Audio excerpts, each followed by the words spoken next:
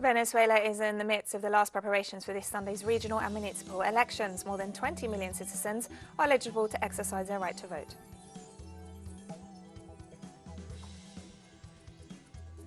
Nigeria's National Primary Healthcare Development Agency plans to vaccinate 50% of the population against COVID-19 by January 2022. Burkina Faso saw protests on Friday against the passage of a large French army convoy on its way to neighbouring Niger.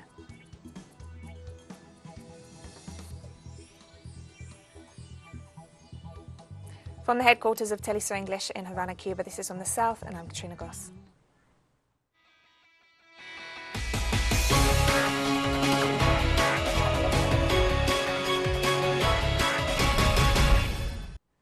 Venezuela is in the midst of the last preparations for this Sunday's regional and municipal elections. More than 20 million citizens are eligible to exercise their right to vote. The National Electoral Council has already completed all the logistic, technical and organisational preparations for the holding of this electoral process. More than 70,000 candidates are standing, representing all the political organisations in the country, 34 at the national level and 52 at the regional level. In addition to the candidates of 20 indigenous organisations, which will choose their authorities 5 days later on November 26. Over 14,000 polling stations are ready to receive voters.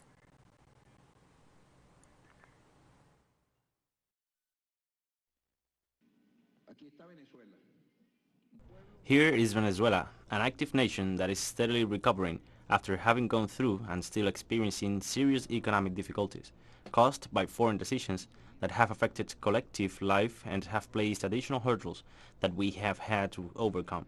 Here is Venezuela. You can see it. You can see its streets. You can see its squares and its people. You can see it directly. Turn on the television and watch the TV channels. Listen to the radio. See, hear, feel the political climate that reigns in Venezuela. It is not possible to fabricate it or invent it. There it is. And we are pleased to think that we, as the National Electoral Council, have contributed to this. There is an environment of political stability and full political freedom.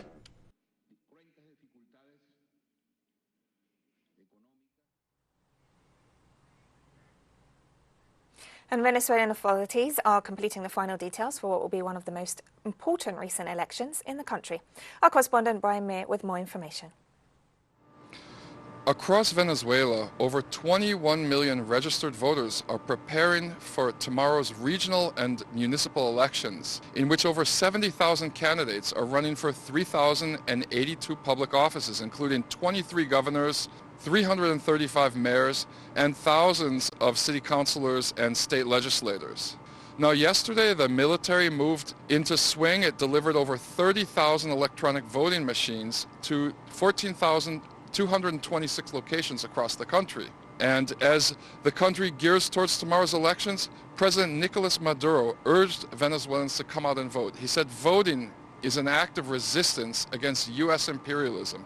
And he questioned why the United States government, which is hardly a paradigm of free and fair elections worldwide, feels the need to meddle once again in Venezuelan elections. As the United States continues to up its rhetoric against the Venezuelan democratic system and the Venezuelan people, over 300 international election observers have arrived from 55 countries, including 100 from the European Union. So the question is, why doesn't the United States government wait until the elections are over and listen to what the observers have to say, instead of preemptively questioning the credibility of what appears to be one of the most important elections in Venezuela in recent years? Thank you, Brian. Nicaraguan Foreign Minister Denis Moncada addressed the interventionist acts of the Organization of American States and Managua's official withdrawal from the organization. The country's top diplomat confirmed the move after the National Assembly called on President Daniel Ortega to denounce and withdraw from the organization, a decision supported by the Supreme Court. Moncada underlined that Nicaragua chooses to follow its democratic path without the pressures of foreign interference, following the meddling of the OAS Secretary General Luis Almagro at the service of the United States government, who sought to undermine Nicaragua's democratic system and recent election results. The Foreign Minister stressed that the electoral process in Nicaragua was carried out in accordance with the law and peacefully, and that the Secretary General of the OAS had abused his authority on acting in the name of another country's interests.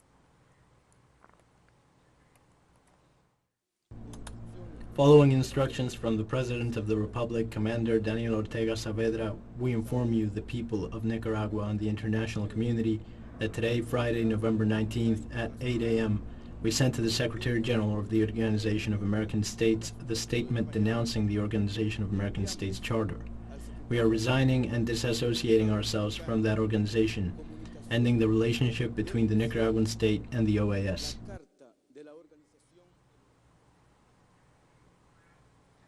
On his Twitter account, Cuban Foreign Minister Bruno Rodriguez expressed his support for Nicaragua's decision to withdraw from the Organization of American States. In his message, Cuba's top diplomat said it's a firm and dignified response to the maneuvers of the Secretary General of the organization in collusion with the United States to try to interfere in decisions that only concern the Nicaraguan people.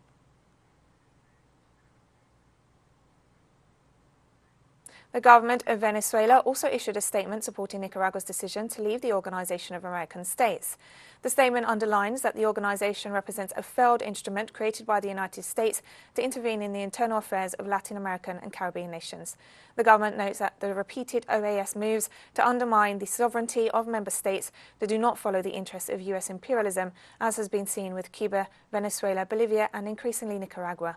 The Venezuelan government expresses its full support to the millions of Nicaraguans who recently ratified their support for the Sandinista National Liberation Front. Finally, the Bolivarian government urges countries of the Latin American and Caribbean region to celebrate this decision and acknowledge the need to eliminate foreign interference and promote self-determination and independence within the framework of the community of Latin American and Caribbean states.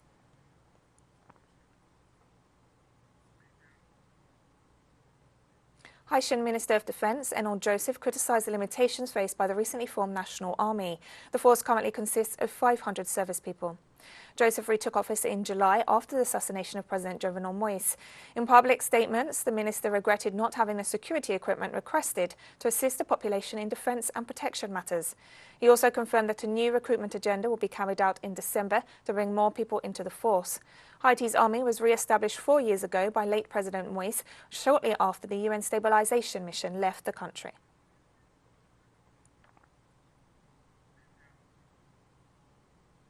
Second Deputy Prime Minister of Spain and Minister of Labour and Social Economy, Yolanda Díaz, praised former Brazilian President Luiz Inácio Lula da Silva as an example of the struggle for social justice and global democracy. The comments came after the Spanish minister met with the former president on Friday, whom she described as a human rights advocate. During his visit to Spain, which comes as part of a tour of several European countries, Lula also met with Prime Minister Pedro Sánchez. The two politicians discussed issues related to the pandemic, climate change and economic recovery.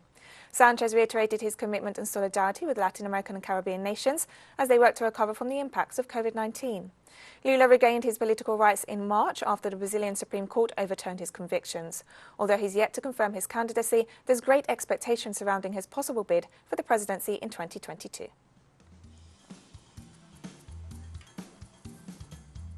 And we'll be right back after this very short break. Don't go away.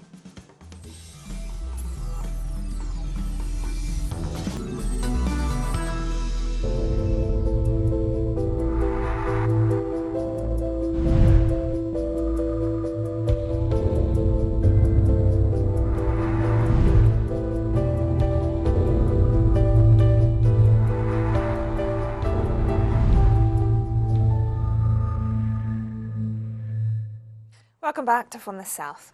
Nigeria's National Primary Healthcare Development Agency plans to vaccinate 50% of the population against COVID-19 by January 2022.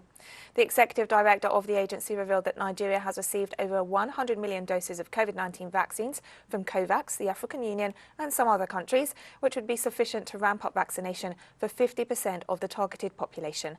Eligible persons for COVID-19 vaccination are those aged 18 years and above. The agency also added that over 3,000 health facilities nationwide will be involved in the process. The government is also making efforts to engage key players, including religious leaders and civil society organisations, to increase the number of people getting vaccinated.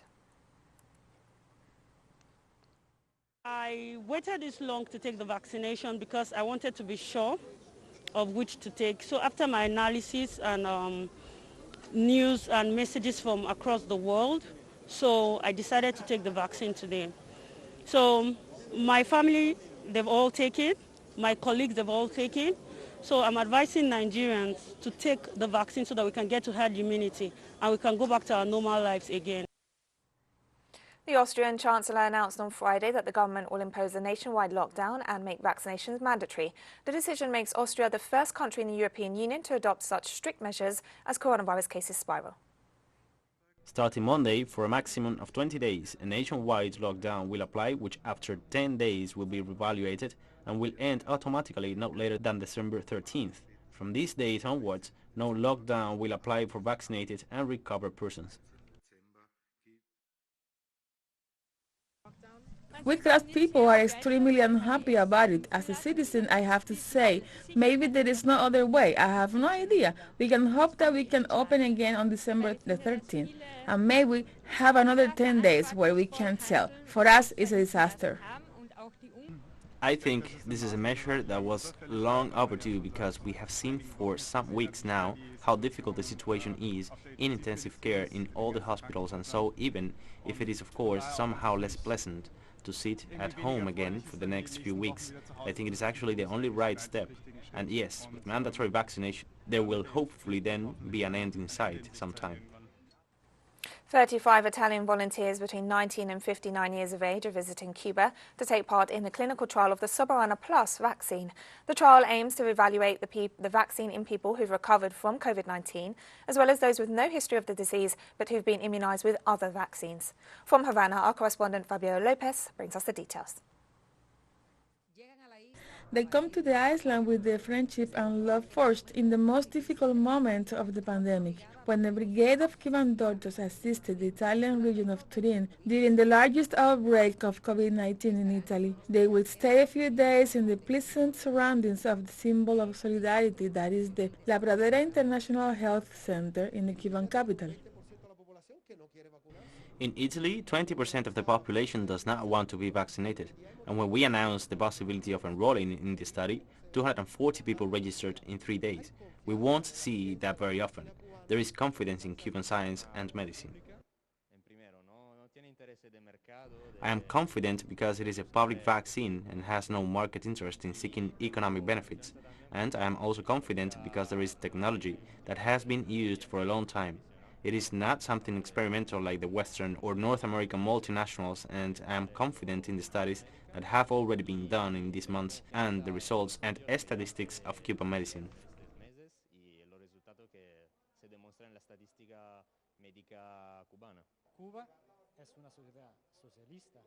Cuba is a socialist society whose first priority is the collective well-being. So this is the reason why we know that Cuba is advanced in public health care. This is the reason why Cuba has this capacity and our country does not at the moment. There is a powerful reason for Michelle to take part of this clinical trial. This is a country that has vaccinated almost 2 million kids. This is a country that restarts the school year with vaccinated children. I am a parent. There are many parents in Italy who are concerned, of course, because our children are not protected. This is a discussion whether or not to use vaccines, and it is obvious that a safe vaccine is available here, a protein-based vaccine designed according to the needs of the children. Maximiliano Bosa is a cardiologist. In Italy, he received 2 doses of the Pfizer vaccine. However, he is volunteering for the Soberana Plus Turin clinical trial because he prefers his 3rd booster dose to be the Cuban vaccine.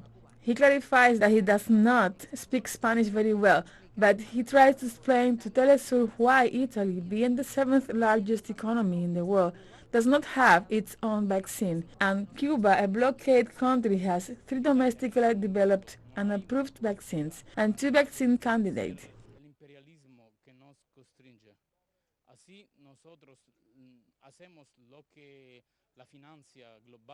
In Italy at the moment there is no policy to defeat the imperialism that oppresses us. We do what global finance tells us, what the United States tells us. We do not have a political autonomy of thoughts, while Cuba does have autonomy. Because of the United States blockade, there has to be autonomy, sovereignty to fight against the United States.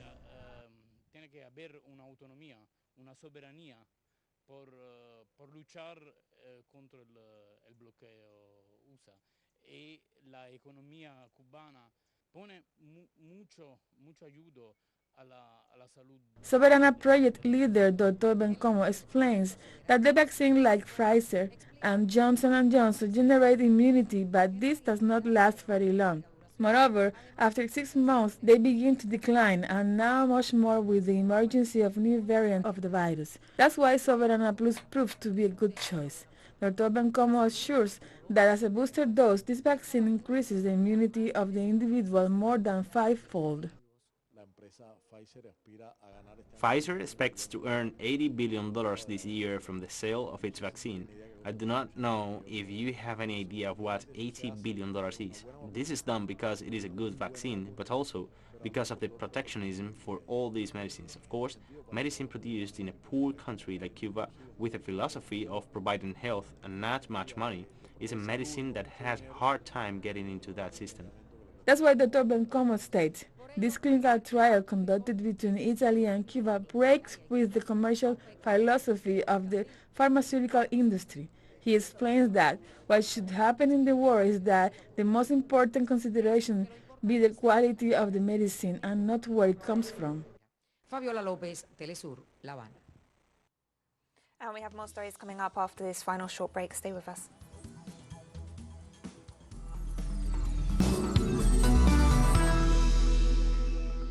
Welcome back to From the South.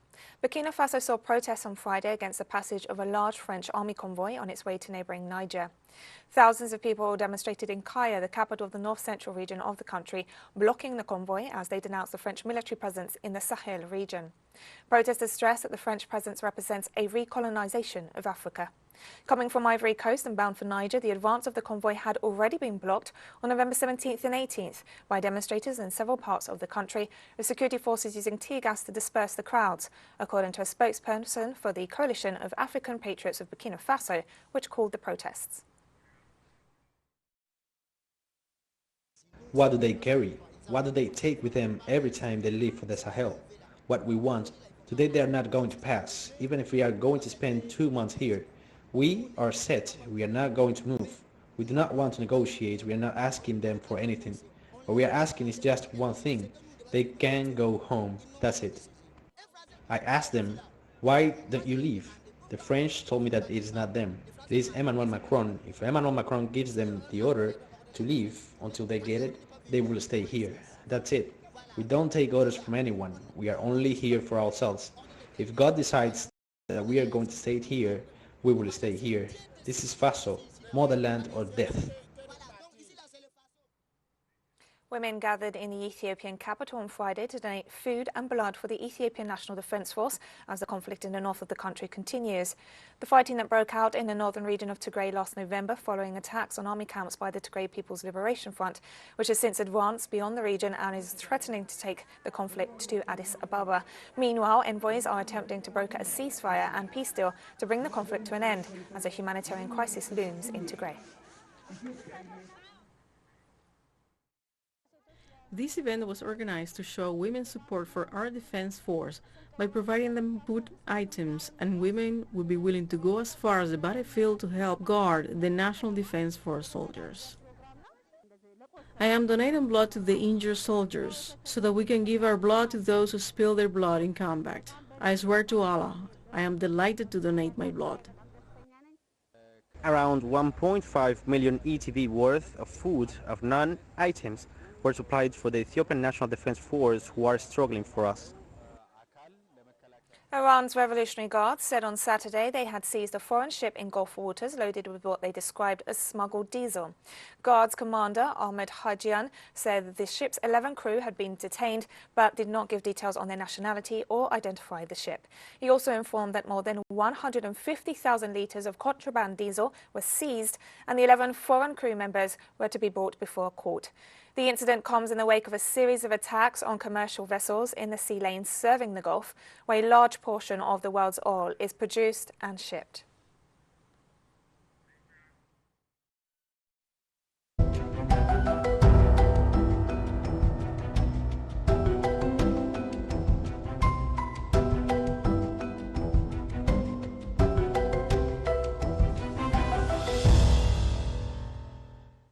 Resuming her weekly climate strike protest in front of the Swedish Parliament, Greta Thunberg stressed that the COP26 climate summit was not a success, but rather a failure. Strange that some people are setting it as a victory, because what standards does that set to future COPs? How can we learn from this COP if we don't admit that it was actually a failure? If nothing else, it has proven that the changes that we need are not going to come from these COPs unless there's massive public pressure from the outside. There was some progress made, but we have to remember that the climate crisis is all about time, and as long as we keep making small progress, that means that we are losing, since we are losing time in which we could take real action. But instead of them returning with improved ambitions every 5 years, they're going to do it every year and so on. But that doesn't really mean much unless that actually leads to anything, unless that means to increased ambition, and ambition that is holistic, and of course if they fulfill those promises. And we've come to the end of this news brief. Remember, you can find these and many other stories on our website at telesurenglish.net. You can also follow us on social media for all the latest news. We're on Facebook, Twitter, Instagram and Telegram. For TeleSUR English, I'm Katrina Goss. Thank you for watching.